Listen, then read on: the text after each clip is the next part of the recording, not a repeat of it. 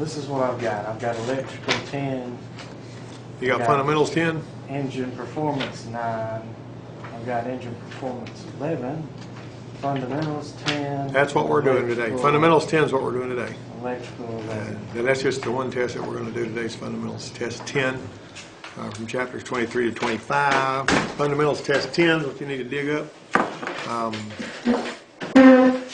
Which battery rating is most often used when testing a battery to see if it's performing normally? MCA, CA, CCA, or reserve capacity? What is our tester? Our conductance tester we use, a little tester we hook up to the battery and tell us how many, what's it looking at? Cold cranking amps. That's the CA, that's what we're looking for. As you start out, if you buy an 850 cold cranking amp battery and you start using it right now, a year from now when you check it, it's probably going to have, 750, and another year's going by, it's going to have 600 or 650. As time goes by, that battery runs out of cold cranking amps, kind of like running out of gas. You know what I mean? When jump starting, where should the last connection be made? And why? I'm adding a dimension to the question. Should it be to the positive post of the dead battery? Should it be to the engine block of the dead vehicle? Or the alternator must be disconnected on both vehicles? Or both A and C? It's B, actually. You're supposed to make it to the engine block. Why do we make it to the engine block, guys? This is simple stuff. Jumping off a car is not a big deal, but why would we make it to the engine block? So that's good ground. You don't want to make a spark. If you got a battery that's got bad cells in it or something, it'll be bubbling and boiling, and it may make some of that stinking rotten egg smell gas. If a spark finds any of that rotten egg smell gas, Smokey the Bear won't like it because it's going to go boom. And batteries, when they blow up, they throw big charges of plastic all over the place, and they got acid all over your skin and your clothes. Had it done before. Had them blow up. I told you about the one I was taking a battery cable off of. Happened to have my hand in front of my face whenever I turned that thing, and all that stuff got me in the arm, but my eyes were blocked by my arm. Goofy me, I was 19, wasn't wearing safety glasses. Did you get burned up by the... Well, it was stinging, but you know what I'm saying. I was tough enough to where I didn't have a problem with that. Sometimes people get gasoline on their skin and it feels like it's got them blistered and all that, and they think they're going to die. Well, that goes away after a little while, but it's really, it feels like it's blistering. Now, if it was a girl or something with real tender skin, it might actually cause some damage. But usually a guy that's been working in this field, I'm not saying you'll go dipping your hands in a lot of stuff, but what I mean is, even if you get it on your leg or something, it'll feel like it's stinging and it's going to be a permanent damage and all that, but it usually quits. I think it depends on where you get it. Like you get on the back of the arm, it's tougher skin usually than if you get it on the inside. Here on the inside of your arm. When me and him got covered doing that fuel filter on that box truck or whatever, got on the inside of the and that burnt. Yeah, well, you're sitting here saying, how long is this going to put up with this? Well, it goes away after a little while. You just flush it off with water. We went over there to the parts washer. Yeah. Well, be careful about getting a lot of chemicals on your skin if you can. And they always talk about engine oil causing cancer and all that. I don't know about all that stuff. I've had engine oil on my hands for 40 years nearly. But the thing about it is, some of the stuff that's thinner chemicals, like your brake parts cleaner and all that, I've always talked about that because that gets in your bloodstream and your body tries to get rid of it, and it starts going out through your pores and all that kind of stuff. And it makes you have, a rash and whatnot. Mineral spirits will do that, Yeah, I got by mineral spirits. Okay, starters rotate the engine by a what? Gear. But what's the gear ratio between a starter drive gear and the driven gear that's on the flywheel, A lot. Usually about 14 to 1. In other words, 14 turns of the starter gear to 1 turn of the crank gear. That's a basic rule of thumb. It's going to be different from car to car. Something else I always told you guys about too, that I mentioned before, is when you switch an engine off, a lot of times it stops in the same spot. Most of the time it stops in the same place. If you made a mark on the flywheel, it would stop within a few degrees of that mark just about every time you shut the motor off. An acceptable charging current voltage on 12-volt systems is what? I'd say about 13.5 to 15. If you go much over 15 volts on your charging system on your car, you're going to start losing halogen bulbs because they don't like that high voltage. Up to about 15 volts is as high as you ought to see. The business about the sulfated battery, that typically just applies when you're using a battery charger. When measuring battery voltage, you set the meter to read what? DC volts. DC volts. Something else too, by the way, if you see a charging system that's overcharging for some oddball reason, let's say on your, let me back up for a second to that. You've got your two terminals on your Chrysler alternator. This is your bearing, and then you get your big terminal and like that. This is sort of a generic drawing of that. And so one of these wires right here, let me draw that a little over on the board. You got two terminals here going to the alternator, you get your big terminal, then you get your bearing on the back. All right, now one of these terminals right here on the old Chrysler stuff was a field terminal that's controlled by the engine controller. The other one comes from the ASD relay, which when you turn on the key, the automatic shutdown relay feeds the injectors, the ignition coil, the alternator field, and all that kind of stuff. Because everything is controlled. Think of the ASD relay as a very close cousin to the EEC power relay on a Ford. However, the automatic shutdown relay feeds the ignition coil on a Chrysler, and the ignition coil feed on a Ford comes directly from the ignition switch. So there's a little bit of difference there. The fact is, I've got B plus coming in here from the ASD relay, and this right here is going to the PCM. What if I got to short the ground on this wire right here? Might try to. It's gonna. If I got to short the ground, I got a full field, and full field means we're talking about 18.5 volts. And this is dangerous because 18.5 volts can erase your prom chip. See what I'm saying? So if you go up high enough, as a matter of fact, your reflashing thing juices the EEPROM up with 18 volts to erase it. You see where I'm going with that? That's pretty spooky. Of course, it's got to juice that one terminal up. You don't usually do that by overcharging the battery, but there's other things that go south. You know, you start blowing headlight bulbs and all that kind of stuff. Okay, the battery should be charged at what rate? A, high or fast, depending on the capacity of the charger. B, at a rate of 1% of the co-cranking amps of the battery. C, at a rate that does not cause the battery to get hotter than 125 degrees. Both B and C are correct. So, if I've got co-cranking amps on a battery, if I've got a 650 co-cranking amp battery, all right, what should my charge be? 1%. It says, yeah, B and C. 1% of the CCA at a rate that doesn't cause the battery to get hotter than 125 degrees. You don't want to overheat the battery. Have you ever seen these batteries out there where somebody puts it on high charge, just walks off and leaves it, and it's swelled up and bubbling and stinking and all that stuff? You ever seen that before? That's not good. So anyway, what you're going to do is you're going to go 1% of this, and you don't want it to overheat. You know, don't want to overheat the battery. You don't want to go too high with that charge. Some of your chargers will, you know, just go crazy. You know, with if you put it on the we got this one little charger right here that I bought on sale from Advanced Auto Parts for $99, and it's got a 40 amp setting on it. You know, which is pretty strong. That's more than 1%, isn't it? You know. Typically, if you're in a kind of a hurry and you're trying to get one started, that's fine, but don't put it on there all night long, you know, 40 amps. I like to trickle it if I'm going to charge it for several hours, you know. Okay, so that's supposed to be D. 7, co-cranking amps refers to the current a battery produces while sustaining 7.2 volts at what temperature? 32. 0 degrees Fahrenheit. If it, you know, whatever it can sustain at 7.2 volts while sustaining 7, like if you're spinning the starter, but I'll tell you this, 7.2 volts, if you go down that low, a lot of your vehicles won't even operate the fuel injector, so you're going to hear it go, but it ain't going to run.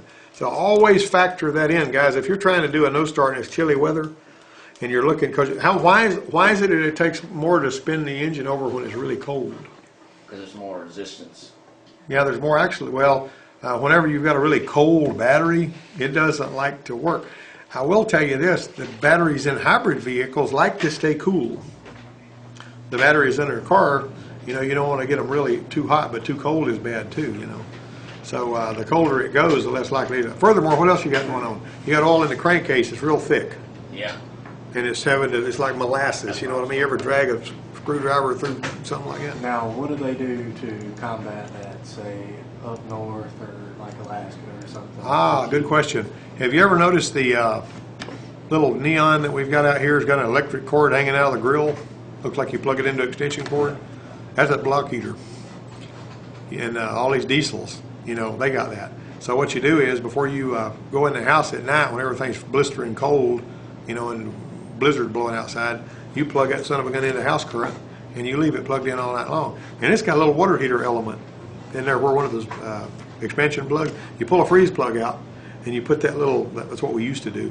And if you look on this little neon, you'd probably find that cord going around here to where a freeze plug used to be. They pull it out, put a water heater element in there. It's bent so that it won't touch anything when it goes in there except it's swimming in water. Now listen to this, if you ever get a block heater, don't plug it into the wall with it laying on the bench hoping you'll see it get hot so you can have fun watching it because it'll bust it. That's like your water heater element. You know, if you hook it up and it's not in water, it ruins it. It just melts it down. So anyway, we used to do that. People that go up north, they use block heaters. Plug that thing in. So You could test it by putting in a 5-gallon bucket of water though. yeah, you could do that. And I will tell you that in Siberia they use vodka for brake fluid because brake fluid freezes at 60 below. Kids still walk to school. You know, they're tough up there. But anyway, all right. Technician A says the navigation systems use cell phone tower information to check the vehicle. Locate the vehicle on streets and highways. Technician B says the system uses satellites. Which technician is correct? B only. OnStar, though, uses digital cell phone service, automatic airbag deployment notification, GPS information, all of those. That's D. OnStar uses all of that. I knew about this one guy that him and his son had the same name. He had named his son exactly the same name as he had, you know. He named his son after himself, or him and his wife did. And his son apparently was driving this big old fine SUV that he had. It was a GM SUV. And I don't know if the kid was in the wrong place at the wrong time or whatever, but the cops picked him up and impounded that SUV. And technically, since he was the one that got in trouble for the marijuana or whatever, the cops had their eye on that SUV. They were going to keep it. And which they do that a lot of the time. That's how they get a lot of their really nice police cars. They get them from drug people. And so he said, he told the cops, how did that work? He called on OnStar because they wouldn't tell him where it was. And he said, I need to know where my SUV is. So OnStar said it's over here at such and such a place. And he went over there and he found it at the impound. And they said, this has been impounded. And he said, it's not his. He said, well, it's got his name on the registration. And no, he's not. That's my name. That's my vehicle. You can't keep it. He took it away from him. And they didn't. He had him by the short hairs. He went and found it. He showed them that it was registered in his name, and he was the one that bought it. And his son had the same name as him, but it wasn't his vehicle, you know. I mean, that was pretty slick, you know. But anyway, let's see. If the maintenance reminder light comes on, what does that mean? You seen that on the dash, the little maintenance light? See that? All right. Now, there's one thing that it can mean that they don't even have on this list. This is supposed to be any of the above. Back years ago, in the late 80s, the Jeeps had a little, and a lot of these other cars did too. It wasn't just Jeeps, but Fords, Jeeps, Mazdas, a lot of them had a maintenance light. The Volkswagens had an oxygen sensor light that would come on at a certain mileage. My silly little Nissan Sentra that I drove was an 87 model that I inherited from my wife after we got married. It had a little light that would come on about every 50 or 60,000 miles to have your emissions checked. And it was a time thing. It would have so many miles. You'd push a little rubber button on hers. On some of the Ford Broncos and stuff, it would have a light that could come on the dash. It would say emissions. It was a little light that came on, and it had an inferred mileage sensor up in there that would had a little. I don't know how the circuit counted it, but it was basically based on time or miles or something. And there's a little hole in it. You'd tear a little sticker off. It said reset, and you'd stick a screw or something in that hole, and you'd feel a little switch at the bottom of the hole go click. Then you'd turn the key on while you was holding that, and then that light would go off. But those lights in the early days, the maintenance lights, maintenance reminder light, or whatever, were to basically so they would go by the dealership and have the dealership check all the emissions and everything. That was before OBD2. on the Volkswagens, when the oxygen sensor light came on, you had to pull part of the dash cluster out of the way, and there was a little window cubby hole way down in there that had a lever in it. And you had to take a long piece of wire that was made into a hook and reach down in there and pull that little lever and it'd go click, and the oxygen sensor light would go off. I mean, that was in the early, that was pre-OBD2 days. On the Mazda, it only came on once. And the way it came on at 60,000 miles, and you needed to do two things if you were smart. You'd reach up there around the around the wire harness that went above the park brake pedal, and you'd find a one-wire connector. You'd unplug that one-wire connector, and that would go off, and then you'd sell them a timing belt, because if you didn't, it was going to jump time within about 3,000 or 4,000 miles, and they'd be beside the road. But anyway, it can mean have the air filter replaced, have the oil changed, or have the tires rotated, depending on the vehicle make and model. So it's a dereliction of duty when you're doing an oil change, guys, not to go ahead and reset that light. You know what I mean? So get used to that. Oh, by the way, that wasn't you. That was, I was thinking it was you that I was working with. On that Black Monte Carlo of Charles's, the drafting instructor that we were working on, you remember that was in here? The tire pressure warning light came on it. And we checked all the tire pressures, and sure enough, they needed to be set, so we set the tire pressures. And then we were scratching our heads saying, how in the world do you turn off that doggone tire pressure light? It's a 2000 Monte Carlo. And I went and investigated it in Identifix, and on that particular car, after you reset your tire pressures, you turn on the key, and within 5 seconds, you pull the park lights on and off 3 times. And that resets the tire pressure light. And that's kind of crazy. But I told Charles about it. I said, next time you do that, all you got to do is turn that tire pressure warning off. You know, the little message center was popping it up. It can spell any words or whatever. But anyway, and speaking of which, what should the driver do if the Tpms warning light comes on steady? Some vehicles need to have the spare tire checked. Some of them, guys, have got a spare tire that's got a sensor in it, and that receiver is checking that one too. You may check all your other tires 4 or 5 times, and you can't figure out what the problem is until you remember to check the spare, because it checks the spare. Check the inflation pressure of all tires. Use the pressure printed on the decal for the specified pressure. See, my pickup is supposed to have 38 pounds in the tires, and if it goes down to 36 or 35, that little light pops on. Now, the other day, Zach Miller was in here with his 07 Chevy pickup, big old fine thing he drives, you know, pretty white truck. And he said, can I check my tire pressure? And I said, yeah, what's wrong? He said, my tire pressure warning light came on. And so I want you to give me a reading on this. So he said, he goes to the right front and he checks that pressure. And I said, the best gauge you can use is the one on the dash. It's just like that one of the President Rydell drive. So I said, okay, let's watch this. So I said, oh, stop. You got 45 pounds. That's what he's supposed to have. Because he's got a big, truck with these mud stomper tires on it, whatever. And I said, okay, now go to the left front. And it was reading 39. And he erred and erred and erred. He had the gauge, with the whip with the little thing. He said, well, I've got 51 pounds in there, and it was still showing 39. Why? It was sensor's bad. No. They wasn't recognizing that tire. Bingo! He was actually, if we had been putting air in the right rear tire, it would have showed up as the left front one. So what we had to do was mash both the buttons on the remote, go around to I used the OTC tool for that one because for some reason those little red bricks wouldn't work. But anyway, I selected that truck.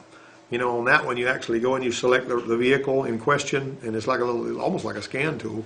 And when you get it all selected and everything, it knows exactly what the frequency is of those sensors. But anyway, it shot it. The bad thing about that OTC tire pressure monitor tool is it eats batteries for lunch. I mean, C-cell batteries, if after you've done one, you almost need to replace the batteries, even if you just put brand new ones in there. But that's the one thing I don't like about that one. Okay, how does changing the size of tires affect the speedometer reading? A, the smaller diameter tire causes the speedometer to read slower than the actual speed and less than the actual mileage. B, a smaller diameter tire causes the speedometer to read faster than the actual speed and more than the actual mileage on the odometer. And C, a larger tire diameter causes the speedometer to read faster than actual speed, blah, blah, and a larger diameter causes it to read slower than the actual speed and more. See, this is really a tangled web. I would think the larger ones retard it and the smaller ones advance it. Actually, a smaller diameter causes it to read faster and more than the actual mileage on speed. More turns, you see. But how do you determine if your speedometer is wrong? Does it require a special tool? Get somebody to follow you. Well, if theirs is right, you don't know if theirs is right. Here's the way you do it where you can be sure it's right. And you can do it by yourself if the highway's got mile markers. And you hit 60 miles an hour and hold it there for a mile. If 60 seconds goes by from 1 mile marker to the next, you're right on the money. I was driving this girl's car one time, came into Ford Place over there. She was driving a little Tempo. And she said it made strange noises and stuff when she was driving down the highway, and she hadn't had it but about a month. And I drove that thing up 231 headed toward Ozark, and I was, had the speedometer sitting on about 60, 65, which is what everybody drives up there. Well, I noticed, as a general course of things, that I was feeling a lot of turbulence and wind noise that I wouldn't ordinarily feel, but I also noticed that I was passing all the other cars like they were asleep on a doormat. And so I started clocking the speedometer with the mile markers in my watch, and I was running 85 miles an hour when it was saying 65. And the little old car was performing well, but she was feeling wind turbulence and all from 20 miles an hour faster. She's actually, I don't know how she kept from getting a ticket for a month. But anyway, I had to replace the instrument cluster on that with the speedometer because it was totally inaccurate. You run into that kind of thing. Nowadays, you just reprogram it. Like if you put you can actually go in there and change the pinion factor and correct the mileage. The instrument, the speedometer. I could go in there and correct the pinion factor on my pickup. The pickup that I've got has got tires that are a little larger, and it causes it to read slower, which puts you in danger of getting a ticket. I'd rather my speedometer read faster than slower, you know what I'm saying? Because if you're just driving along and you're seeing 55 miles an hour, and you're actually doing 65, you're getting one of these things going on. Used to, we changed the gears on the speedometer cable. One tooth give you 5 miles an hour and all that stuff. I saw a spreadsheet based on tire size, rear end, and a couple other factors that would show you some supposed sweet spot for best economy RPM for cruising. Oh yeah, that's good. That makes sense. But I tell you, on my website, if you go to my website, there's a tire size calculator on there that will tell you, if you put in the size tire you got and the size tire you're planning on putting there, it'll tell you the difference in speed and all kinds of cool stuff. It was an embed that I got from another website that they let you put on your website if you want to do it. It was cool as all get out. So I put it on my website. AskAmechanic.info is where it's at. Let me see. Technician A says, B was right on that last one. Technician A says the bulb trade number is the same for all bulbs of the same size. He's wrong. Technician B says a dual filament bulb has different candle power ratings for each filament. Let's see, right there. I do not like answering them. They're claiming that this Technician A guy is right. The bulb trade number is the same for all bulbs of the same size. I'd like to know what he's talking about on that. Is that supposed to be like an NSN number or a stock number or something? Well, when he says the bulb trade number, like for instance, you got all bulbs of the same size, right? Okay, so if I've got these little bulbs, see this right here? This bulb right here is a 1157, right? And 1157, 57 I guess would be this part of the bulb. 11 relates to this. Now they also have 3157s and 3357s, and the 3357 is different. I mean, you can interchange them, but they're not the same bulb. Okay, now they've also got these little bulbs that you just plug in that are sort of a fatter headed bulb like what will go in your map light. And on those Jeep Grand Cherokees, they had a little box back here, and all of the power going to the bulbs in the back was shunted through that little box, and it would measure voltage, the amperage on those bulbs. And let's say that you had a bulb that was blown, it would tell you on the dash on your little instrument thing, it would say lamp outage, rear lamp outage. And you go by there looking, sometimes we get one come in and say my rear lamp outage bulb is on, and you walk by there, every light back there was fine. But what we found out was the three little lights in the high mount stoplight were exactly right as far as looking at them, but if you didn't get the one that Jeep called for, that Chrysler put in there when they built the Jeep, it would not pull the correct amount of amps and that thing would turn on that light. You know, so whatever this means right here, the trade number, I don't like that question at all. If you want to get it right, put C. But I'm telling you, just because two bulbs look alike don't mean that they're interchangeable at every level.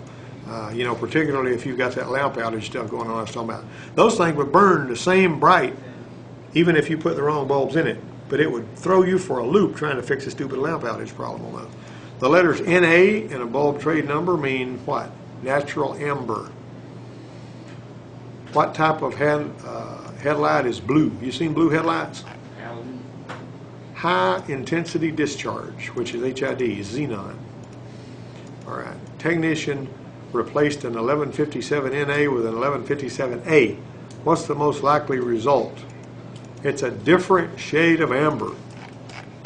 Now, if you're a real stickler, you know, that, yeah, well, whatever. All right. What's used for daytime running lights? Either the high beam lights may be reduced in their intensity. They either do that with a daytime running light module or some resistors. Okay.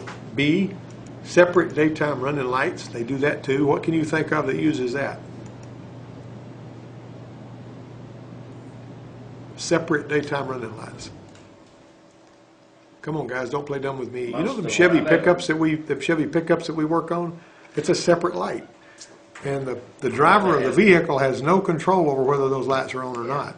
When he cranks it up, if he's outside and it's in drive, they come on. If you put the emergency brake on, they'll not be on. Yeah, they'll go off. But anyway, that's how that is set up. Any of the above there.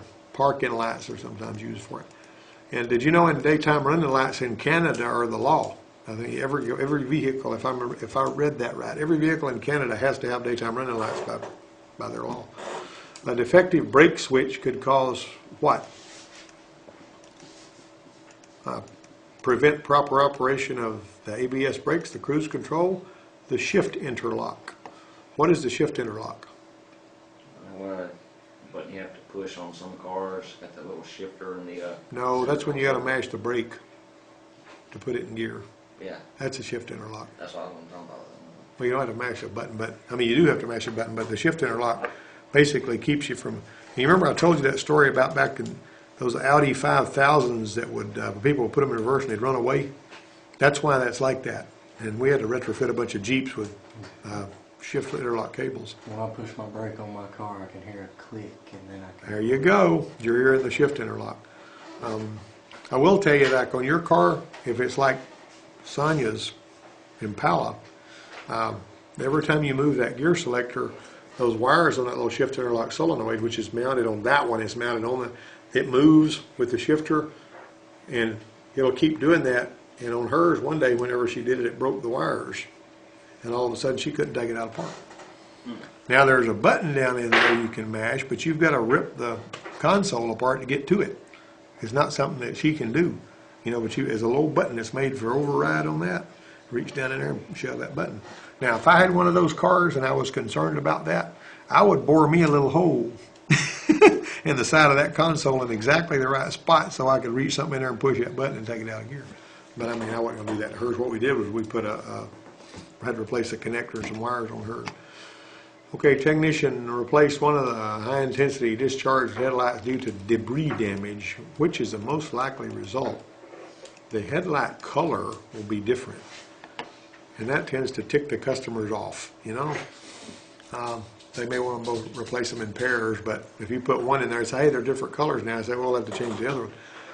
What's one guy came over at the Ford place one day, and he told the shop foreman that when he pulled both of his power window switches, one of them went all the way down before the other one did.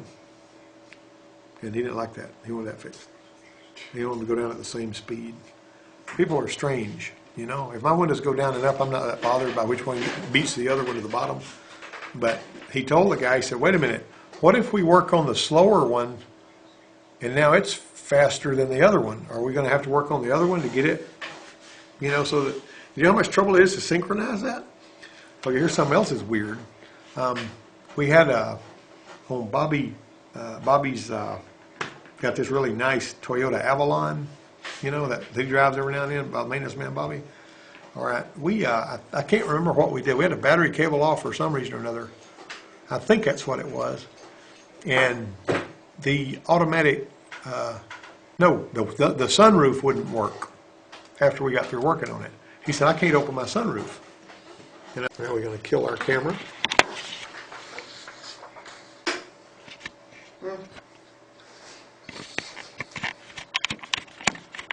Are you bored? Are you bored? Are you bored? I didn't know you had to watch something to listen to. Brandon's gonna get up here and explain the next test. Yeah. Do a video on it. You can see that stuff on your smartphone from YouTube. They got their act together. All right, turn those in. I just got back into my YouTube. I've locked that up for a couple of months now. All right, now you got to, I think I'm going to let you do this nuts and bolts work on his Volkswagen because you're kind of familiar with it. Yeah. I took some stuff apart that you didn't take apart the other day, but you can see how it goes back together. Yes, you get to finish your compressor. Oh, and that other guy, we put a compressor on that Chrysler, and he wants to make sure that it's still doing like it ought to, you know, because he said it didn't seem real quick. It may have a little leak somewhere. You like mine have a dang slow leak. Yeah, slow leaks are not fun. Still gotta get your heater fixed. I don't know. Your heating system fixed. It will not be fun this without it. I get cold.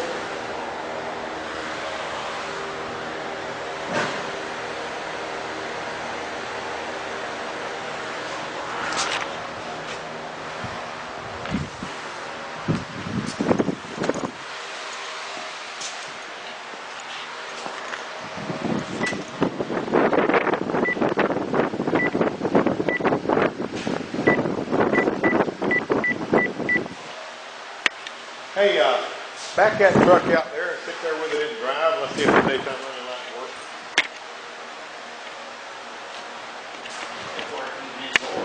They got water in them.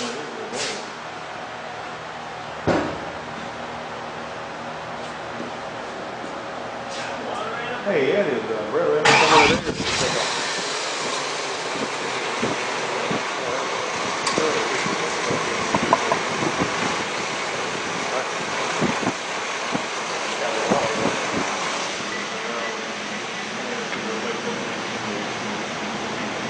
Hey, that water splashes up there and bust that ball.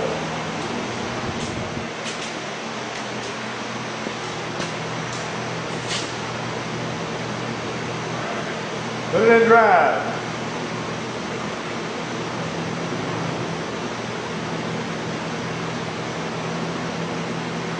One of them's out. Put it out. Okay. Yeah, bring it on in. Bring it back, bring it back.